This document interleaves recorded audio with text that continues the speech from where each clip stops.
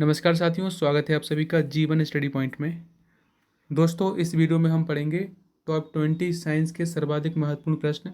यह वीडियो सही परीक्षाओं के लिए काफ़ी इंपॉर्टेंट है। वीडियो को आखिर तक जरूर देखना सारे प्रश्नों की जानकारी के लिए। देखिए, पहला प्रश्न दोस्तों, प्रकाश वर्ष किसकी इकाई है? यह प्रश्न बार बार पूछा जाता है एग्जाम में। प्रकाश वर्ष किसकी इकाई है? तो राइट आंसर हो जाएगा दोस्तों, प्रकाश वर्ष है दूरी की इकाई। और देखिए, एक प्रकाश वर्ष बराबर कितना होता है? 9.46 गुणा 10⁻15 मीटर। और यदि आपसे प्रश्न पूछा है कि प्रकाश वर्ष होता क्या है, तो दोस्तों एक साल में प्रकाश द्वारा तय की गई दूरी को प्रकाश वर्ष कहते हैं। डेसिबल किसे नापने के लिए प्रयोग में लाया जाता है? नेक्स्ट क्वेश्चन है हमारा, डेसिबल किसे नापने के लिए प्रयोग में लाया जाता है? तो दोस्तों राइट आंसर हो जाएगा वातावरण में ध्वनि, यानी कि एटमॉस्फेयर में साउंड को नापने के लिए हम डेसिबल का प्रयोग करते हैं।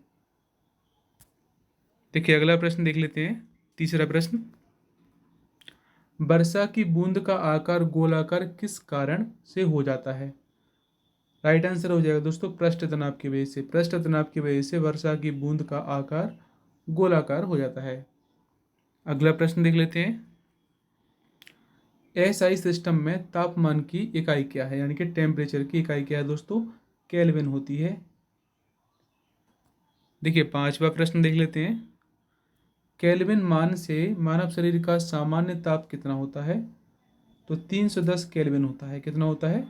310 होता है। यदि केल्विन में पूछे आपसे कोई कि केल्विन में मानव शरीर का तापमान कितना होता है। प्रकाश की चमक चिकने पृष्ठ से टकराकर वापस लौटने की घटना को क्या कहते हैं? राइट आंसर हो जाएगा दोस्तों, प्रकाश का परावर्तन।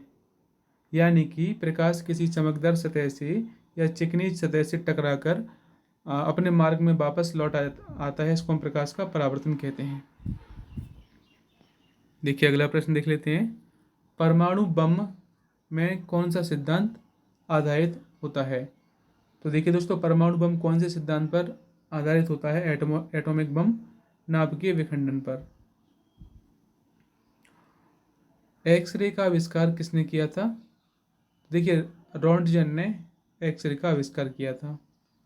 नाभिकीय रिएक्टर की खोजकर्ता कौन है? नाभिकीय रिएक्टर के, तो दोस्तों राइट आंसर हो जाएगा एनरिको फर्मी। एनरिको फर्मी ने नाभिकीय रिएक्टर की खोज की थी। यह प्रश्न भी पूछा जाता है। देखिए, 10वां प्रश्न देख लेते हैं।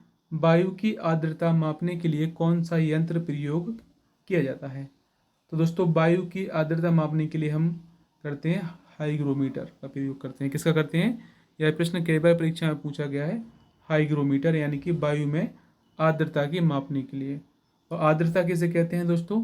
तो देखिए, वायु में जो वर्षा की या फिर जो पानी की मात्रा होती है उसको हम आर्द्रता कहते हैं। अगला प्रश्न देख लेते हैं, 11वां। जिप्सम का रासायनिक सूत्र क्या है? यह प्रश्न बार बार पूछा जाता है। जिप्सम का रासायनिक सूत्र क्या है दोस्तों? तो CaSO4.2H2O। क्या है? CaSO4.2H2O। अगला प्रश्न देख लेते हैं। विटामिन ए की कमी से कौन सा रोग होता है? रतौंधी। अगला प्रश्न, नौसादर का व्यापारिक नाम क्या है? अमोनियम क्लोराइड है।